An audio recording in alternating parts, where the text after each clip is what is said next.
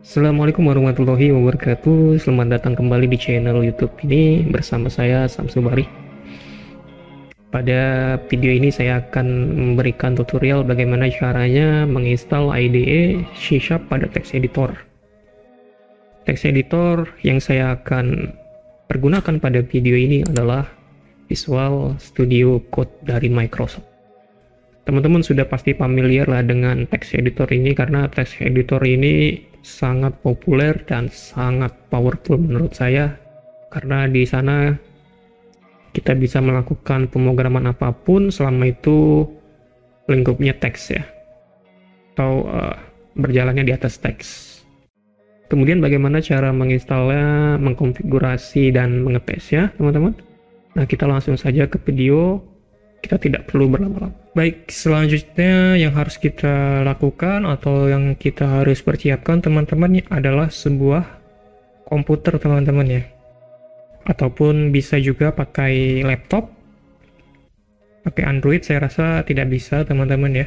Persiapkan saja operating sistemnya, mau itu Windows, mau itu Linux, mau itu macOS ya, terserah. Di sini saya gunakan Microsoft, kemudian saya gunakan Windows, kemudian di sini Windowsnya Windows 10. Kemudian siapkan juga Visual Studio Code teman-teman ya. Di sini sudah saya rangkum. Ada nomor 1 itu instalasi prasyarat ya. Jadi sebelum kita memulainya kita harus instalasi nih. Yang pertama, pastikan Anda telah menginstal Visual Studio Code di komputer Anda. Anda dapat mengunduh dari situs web resmi visualstudiocode.com.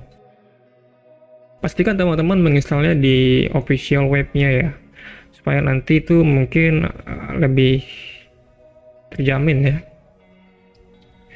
Kemudian itu lebih terbaru.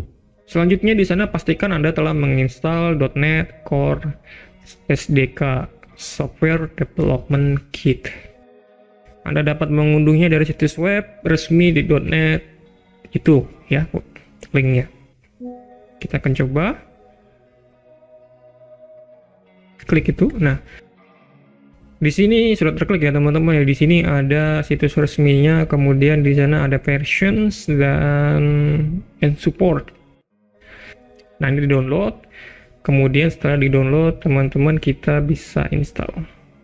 Tampilan instalasi pertama kali hasil yang di-download atau yang diunduh itu seperti ini teman-teman ya. Kemudian di sini ada install. Oh ya teman-teman, pastikan ketika kalian menginstal atau mendownload tadi, nanti kan di sini ada pilihan, ini diklik saja. Nah, di sini ada operating system ya. Kemudian di sini ada installer ya, pilih atau binaries. Pastikan juga di sini komputer mesinnya mau pakai 64 atau 86. Kalau saya pakai 64 bit, maka saya pilih X64. Kalau komputer saya 32 bit, maka saya pakai yang X86. Antara dua ini aja lah. Baik, setelah selesai tadi instalasi Microsoft.NET SDK-nya yang versi 7, kita lihat di sini sudah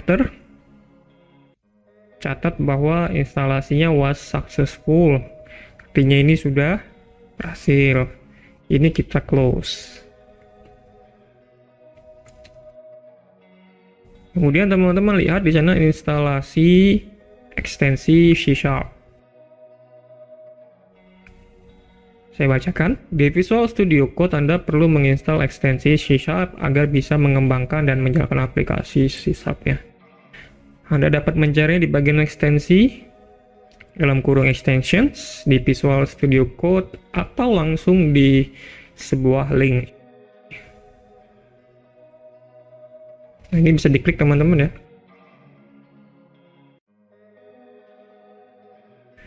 Nanti akan tampil seperti ini. Coba kita pakai ini dulu. Nah, ini diklik, kemudian di continue. Di open Visual Studio Code. Kemudian diinstal teman-teman ya. Nah, ini ada bacaan ini seperti run admin ya. Ini sebuah security, mau di trust workspace dan install ataupun di install. Saya lebih memilih ini biar nggak repot lah.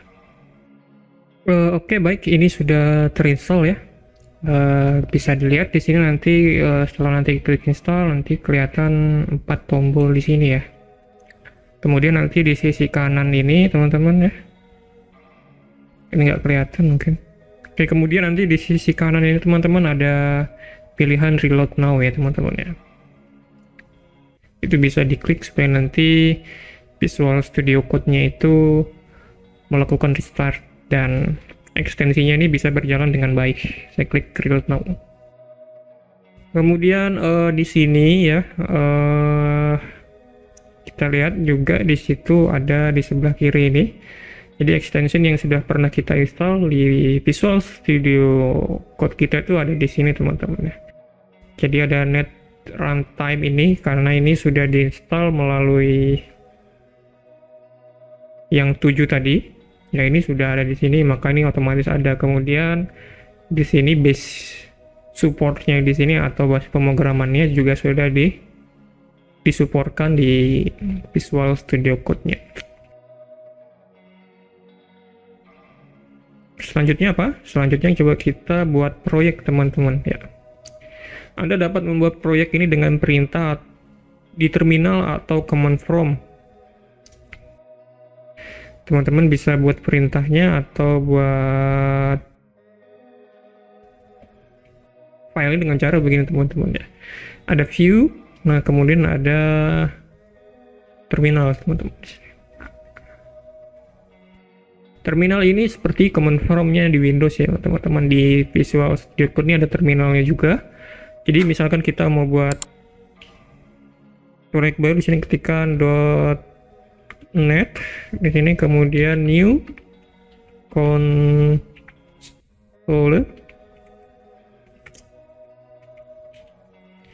min nama proyeknya apa teman-teman, misalkan latihan 1 seperti ini. Kemudian enter.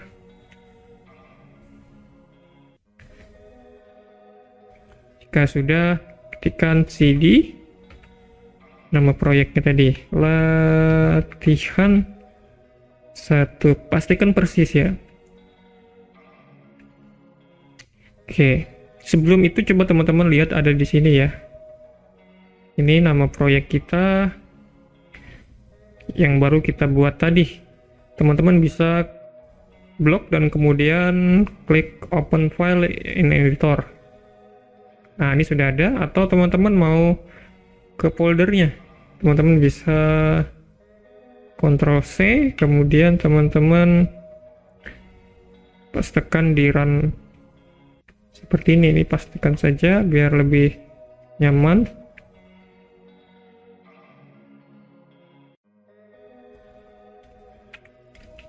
Enter. Nah, nanti terbuat teman-teman ya di sini. Nah, ini file kita nih ya.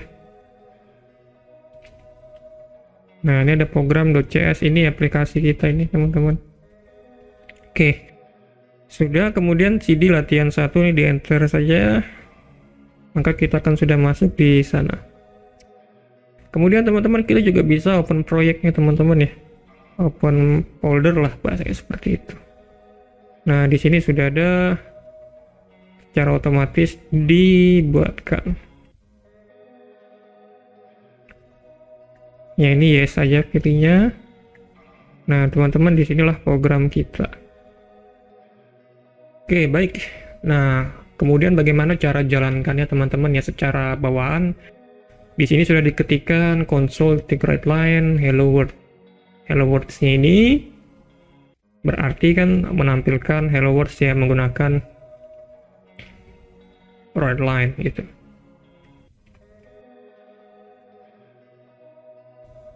Kemudian bagaimana cara jalankannya teman-teman ya? Jalankannya ada dua cara, tapi kita nggak usah pusing-pusing teman-teman ya, cukup tekan F5 atau di sini klik run start debugging. Maka nanti di sisi bawah terminalnya itu jalan teman-teman. Nah, di sini ada debug konsolnya hello world. Mungkin kita tambahkan lagi teman-teman, misalkan variabel ya. Kita sedikit belajar. Misalkan kemarin kita sudah belajar string X sama dengan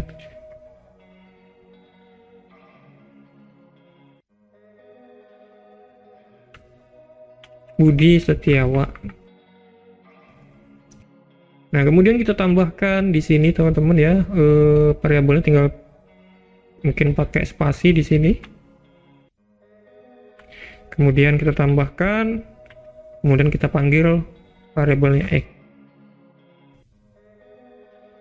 Ini lupa titik koma teman-teman ya. Ini enaknya kalau kita pakai text editor dan dimana error checkingnya itu dibantu. Jadi kalau kita ketinggalan tuh kelihatan di sini.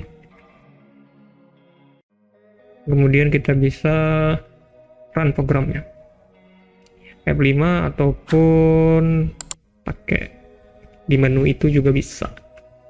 F5 kita sudah klik, kemudian nanti di sini kelihatan hello Budi Setiawan.